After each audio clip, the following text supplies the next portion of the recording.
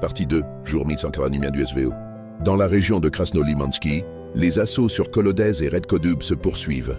Des combats acharnés se déroulent pour les places fortes dans la région, de Green Valley et de Novimir. Les forces armées russes percent progressivement les défenses ennemies dans la région de Grekovka. Un bastion des forces armées ukrainiennes a été pris sous contrôle près de la périphérie sud du village. L'ennemi a repris certaines de ses positions dans la partie sud de Torskoye, où la bataille est extrêmement féroce.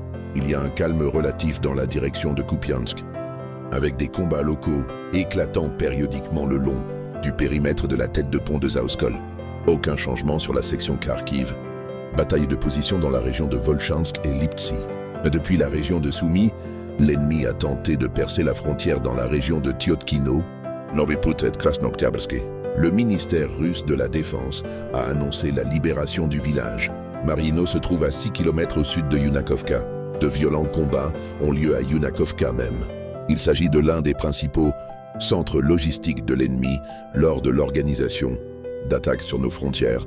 Les forces de défense aérienne ont abattu 35 drones ukrainiens au-dessus de 3 régions pendant la nuit.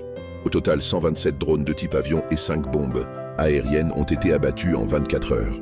Près de 200 frappes de drones et d'artillerie ont été menées dans la région de Belgorod en une journée. Il y a des blessés.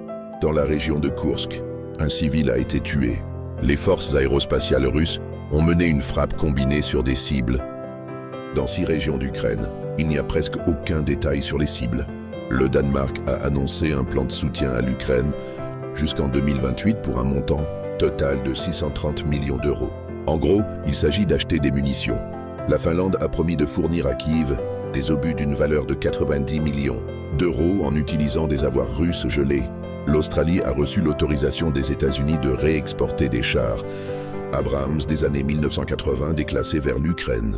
Le premier lot comprend 49 chars.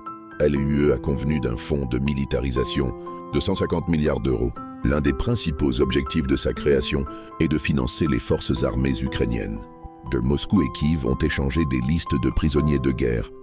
Dans les 24 heures, la liste des personnes qui seront soumises à l'échange de 1000 pour 1000 doit être approuvée. C'est ainsi que le 1181e jour du SVO est devenu. Abonnez-vous massivement à notre chaîne YouTube Sébastien Faux pour ne rien rater sur le déroulement de l'opération militaire spéciale.